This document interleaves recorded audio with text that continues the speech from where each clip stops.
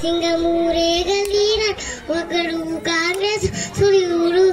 మన రేవంత్ అన్నాని గలీసి అడిగే ఉన్నాడు విరుగు విలవలైతాడు పడతాడు మన రేవంత్ అన్న పెద్ద ఇంటికి పండతాడు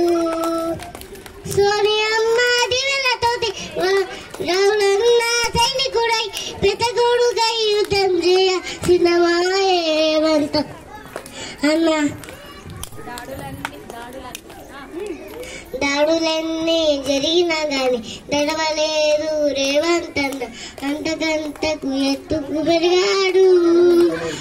తన రాతతోనే మొలంటున్నాడు ఒకనాడు అనుకోలేదు ఒకడయ్యి కొట్లాగాడు అందుకే పెద్ద నాయకుడయ్యాడు తన రాతతోనే మొలంటున్నాడు అమ్మ వీరుల దాగం చూసి అన్న సోనియ దివెలతోటి వచ్చిన మన తెలంగాణ రక్షణ చేయమన్నారు.